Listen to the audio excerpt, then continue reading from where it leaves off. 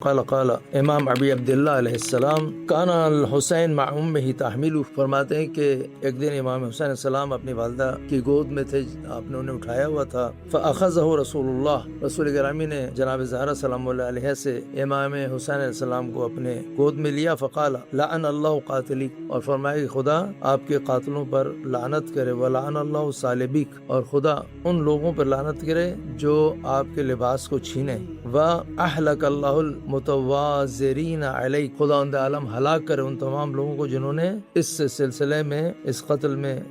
ساتھ دیا اور لشکر کا حصہ بنے، اس جرم میں شریک ہوئے۔ وحکم اللہ بینی و بین من اعان علیہ، اور خدا ان عالم میرے اور اس شخص کے درمیان جس نے معاونت کی اس بچے کے خلاف، یعنی خدا اند عالم حکم کرنے والا ہے۔ فقالت فاطمہ یا ابا ای شیء تقول، جناب زہرا نے پلٹ کے دیکھا، بابا یہ کیا آپ فرما رہے ہیں؟ قال یا بنتا ذکرت ما یصیبہ بعدی، میں نے اس چیز کا ذکر کیا ہے کہ جو اس بچے پر میرے بعد آئے گا، جو مصیبت اس پہ پڑے گی، وبعدک من الاذى، اور آپ بھی نہیں ہوں گی اس وقت جو اس کے اوپر مصیبت آئے گی، اذیت آئے گی، والظلم، اور اس پر جو ظلم ہوگا، والغدر والباغی، اور اس کی نسبت سے جو باغی بغاوت کریں گے، وہو یومئذ فی عصبۃ، جبکہ وہ اپنے اہل حرم کے ساتھ ہوں گے، کانہم نجوم السماء، ایسا ہے جیسے کہ امام حسین اور ان کے ساتھی کربلا میں آسمان کے تارے ہوں، یتحادون الی القتل، یعنی یہ وہ لوگ ہوں گے جو بڑھ چڑھ کر آپ کے ساتھ شہید ہونے اور قتل ہونے میں شامل ہوں گے، آپ کے دفاع میں اپنے لیے ہدیہ سمجھیں گے قتل کو، اپنے لیے عظمت سمجھیں گے آپ کے ساتھ قتل کو۔ وکانی انظر الی معسکرہم و الی موضع رحالہم و تربتہم، ایسا ہے جیسے کہ میں ابھی ان کے لشکر کو، ان کے لشکر کے مقام کو دیکھ رہا ہوں، اور ان کے تربت اور ان کے خیموں کو دیکھ رہا ہوں۔ فقالت یا ابا وأین ھذا الموضع، جناب زہرا سلام اللہ علیہ نے فرمایا کہ یہ مقام کہاں ہے، الذی تصف، جس کی آپ صفت بیان کر رہے ہیں۔ قال موضع یقال له کربلا، یہ وہ مقام ہے جسے کربلا کہا جاتا ہے، وہی ذات کرب و بلاء علینا وعلی الامہ، اور یہ وہ مقام ہے کہ جہاں پر ہم پر اور ہماری امت پر کرب اور بلائیں نازل ہوں گی۔ یخرج علیہم شرار امتی،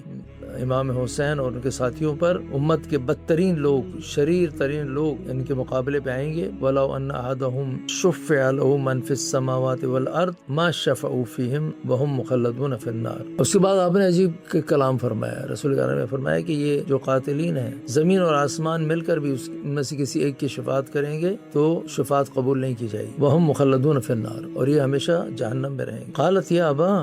فیقتل، اے والد گرامی کیا یہ میرا بچہ قتل ہوگا؟ قال نعم یا بنتا وما قتل قتلتہ احد کان قبلہ، اور اس طرح سے قتل ہوگا کہ اس جیسا قتل آدم سے آج تک نہ ہوا ہوگا۔ وتبکی السماوات والارض، اور یہ بچہ وہ ہے کہ جس پر زمین اور آسمان گریا کریں گے، والملائکہ والوحش، ملائکہ گریا کریں گے اور وحشی درندے گریا کریں گے، والحیتان فی البحار، اور سمندر میں جو مچھلیاں ہیں وہ گریا کریں گے، والجبال، اور پہاڑ گریا کریں گے۔ لو یؤذن لها ما بقی علی الارض متنفس، اور اگر ان زمین اور آسمان کو اجازت دی جائے تو زمین پر کوئی سانس لینے والا باقی نہیں رہے گا۔ وتأتی ہے قوم من محبین، اور پھر ایک قوم آئے گی ہمارے چاہنے والوں میں سے، لیس فی الارض اعلم باللہ ولا اقوم بحقنا منہم، کہ زمین پر ان سے زیادہ خدا پرست اور ہمارے حق کو پہچاننے والے کوئی نہیں ہوں گے۔ ولیس علی ظہر الارض احد یلتفت الیہ غیرہم، اور یہ جو ہمارے ماننے والے ہیں ان کے علاوہ کوئی میرے اس بیٹے کی طرف توجہ نہیں کرے گا، ہمارے حق کی طرف توجہ نہیں کرے گا۔ یہ جو لوگ آئیں گے زیارت کے لیے، اولئک